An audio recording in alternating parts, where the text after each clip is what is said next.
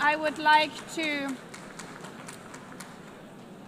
call on the next speaker. The Assembly will hear an address by His Excellency Prabowo Subianto, President of the Republic of Indonesia.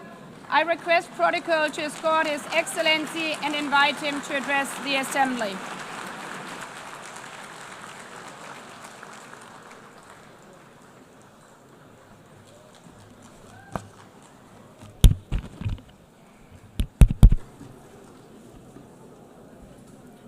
His Excellency, Mr. Antonio Guterres, Secretary General of the United Nations, Her Excellency, Madame Annalena Baerbock, President of the United Nations General Assembly,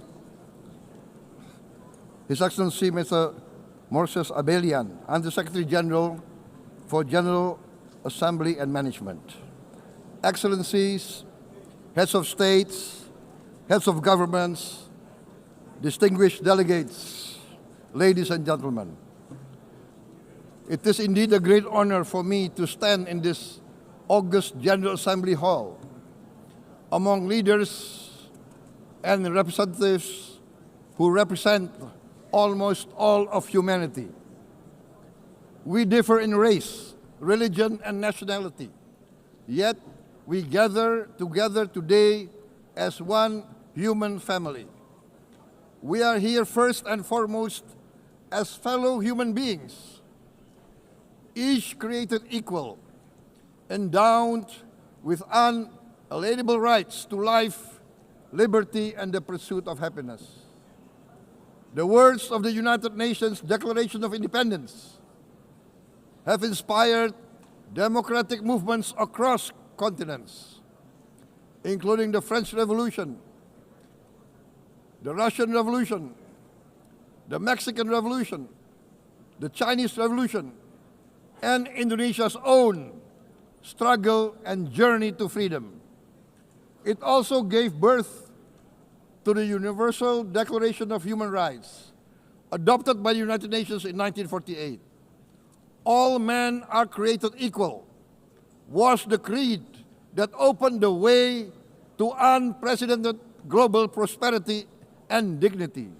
And yet, in our own era of scientific and technological triumphs, an era capable of ending hunger, poverty, and environmental ruin, we also continue to face today grave dangers, challenges, and uncertainties.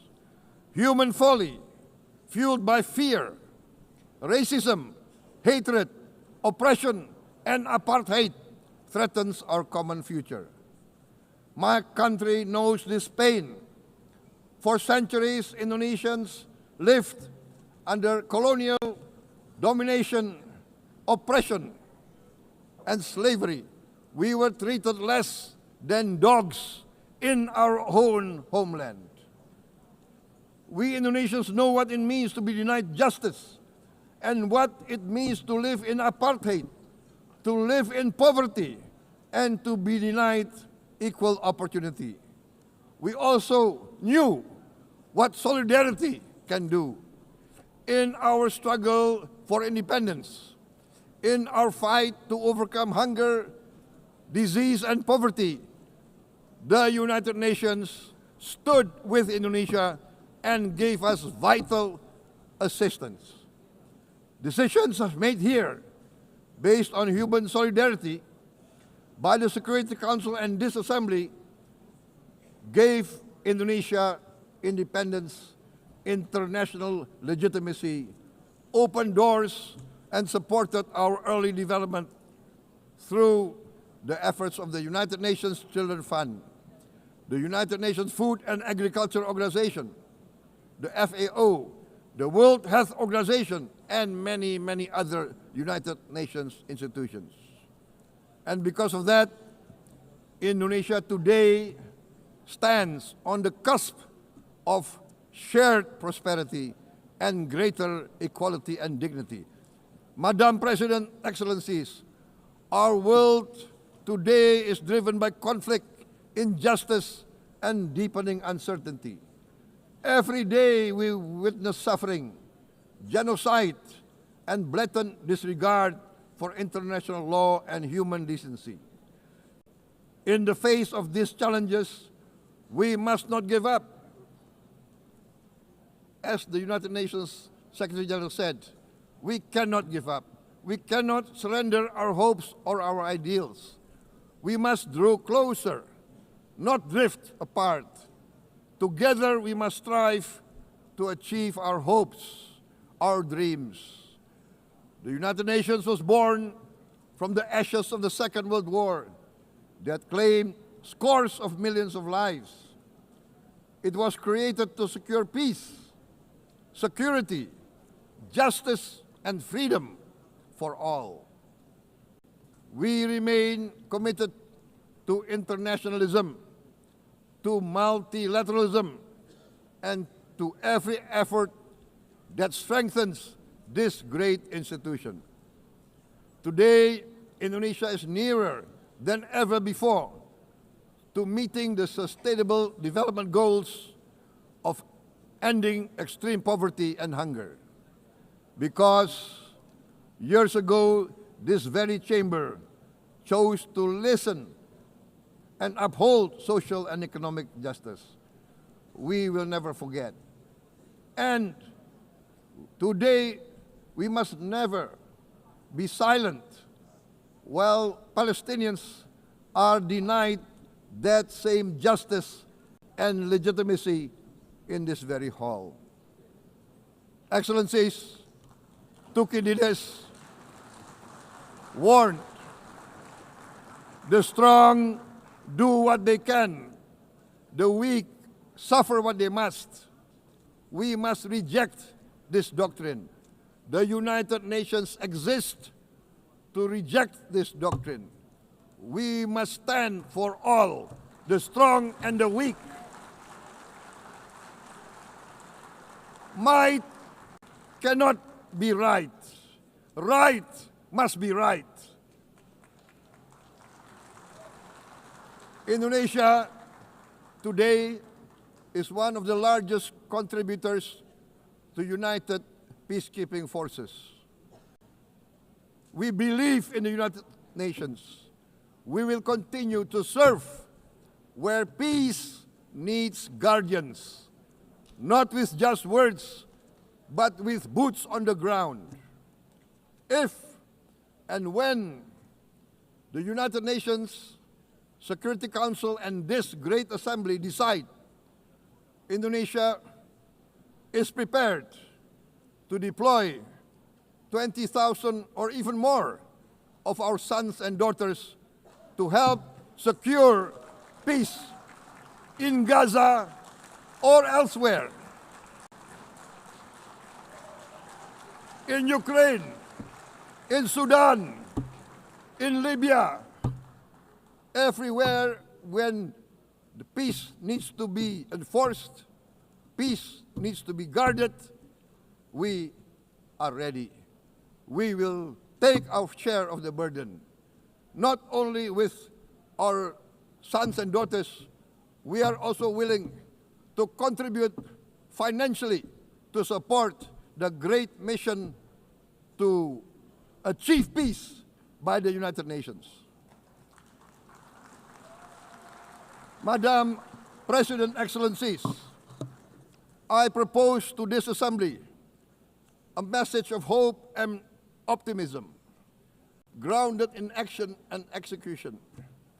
Today, we heard the speech of Madam President, the President of the United Nations General Assembly. Yes, it is true what she said. Without the International Civil Aviation Organization, will we be here today? Will we sit in this great hall?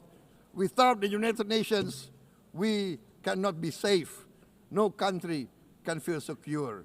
We need the United Nations, and Indonesia will continue to support the United Nations.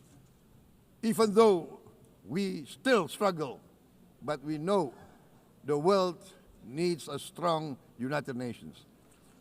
The world's population is growing. Our planet is under strain. Food, energy, and water insecurity haunt many nations. We choose to answer these challenges directly at home and to help abroad wherever we can. This year, Indonesia recorded the highest rice production and grain reserves in our history. We are now self-sufficient in rice, and we are starting now to export rice to other nations in need, including providing rice for Palestine.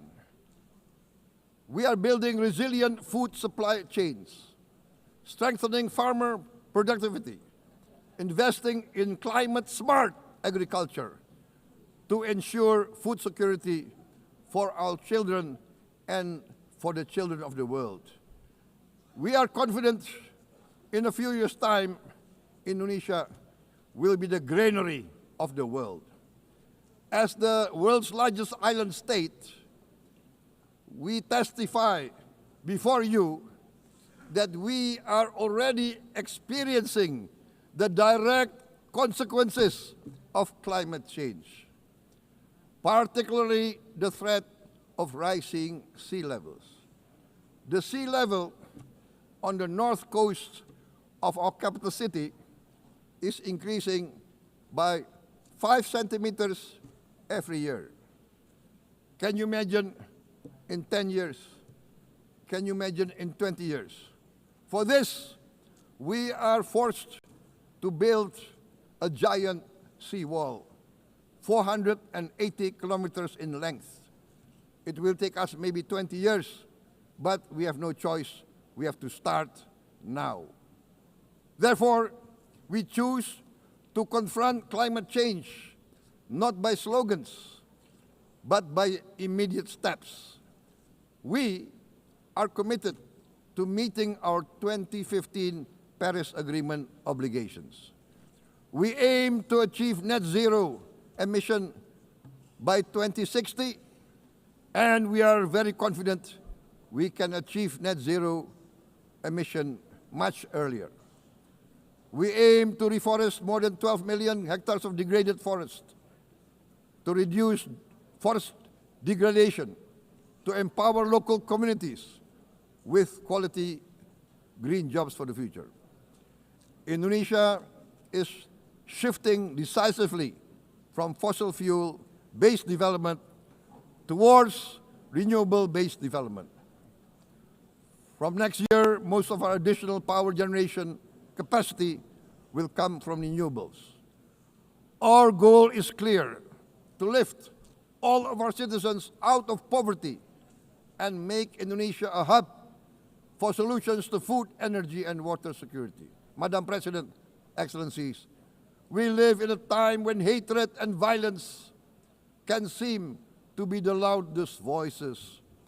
But beneath this loud noise lies a quieter truth, that every person longs to be safe, to be respected, to be loved, and to leave a better world to their children. Our children are watching. They are learning leadership not from textbook, but from our choices. Today, still, a catastrophic situation in Gaza is unfolding before our eyes. At this very moment, the innocent are crying for help, are crying to be saved. Who will save them? Who will save the innocent? Who will save the old and women? Millions are facing danger at this very moment. As we sit here, they are facing trauma. They are facing irreparable damage to their bodies. They are dying of starvation. Can we remain silent? Will there be no answer to their screams?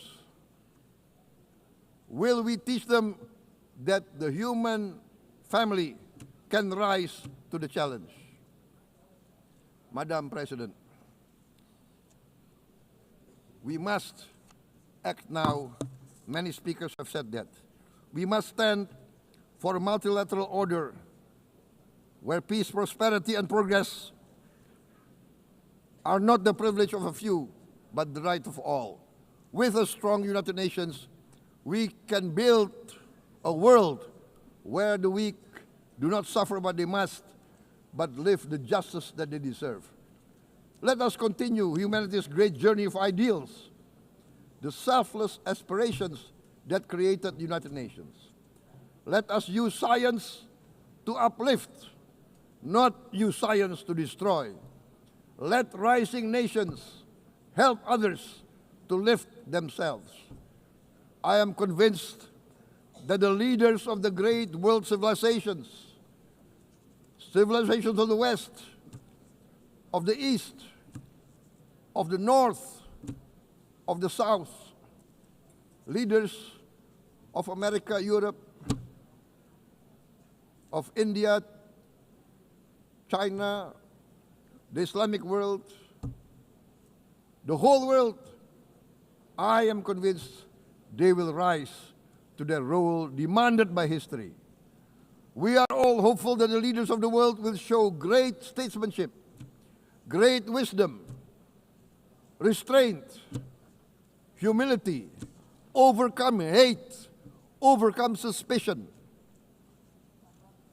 Madam President, distinguished delegates, we are greatly heartened by the events of the last few days, where significant leading countries of the world have chosen to side with history, to choose the right side of history, the path of the moral high ground, the path of rectitude, the path of justice, the path of humanity, to shun hatred, to overcome suspicion, and to avoid the use of violence.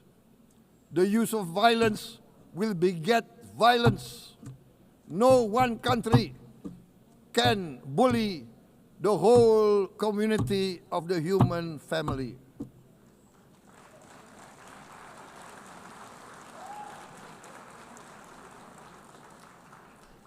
We may be weak individually, but the sense of oppression, the sense of injustice has proven in the history of mankind that this sense of injustice, this sense of oppression will unite into a strong force that will overcome this oppression, that will overcome this injustice. To close, I would like to reiterate again Indonesia's complete support for the two-state solution in Palestine. We must have an independent Palestine, but we must also recognize, we must also respect, and we must also guarantee the safety and security of Israel. Only then we can have real peace, and no longer hate and no longer suspicion. The only solution is this two-state solution. Two descendants of Abraham must live in reconciliation, peace, and harmony. Arabs, Jews, Muslims, Christians, Hindus, Buddhists, all religions, we must live as one human family. Indonesia is committed to being part of making this vision a reality. Is this a dream? Maybe, but this is the beautiful dream that we must work together towards. Let us work towards this noble goal. Let us continue humanity's journey of hope, a journey started by our forefathers, a journey that we must complete. Thank you. Wassalamualaikum warahmatullahi wabarakatuh.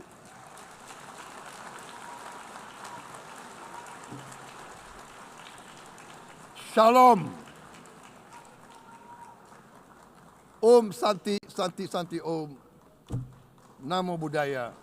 Thank you very much. May God bless us all. May peace be upon us. Thank you very much. Thank you. On behalf of the Assembly, I wish to thank the President of the Republic of Indonesia.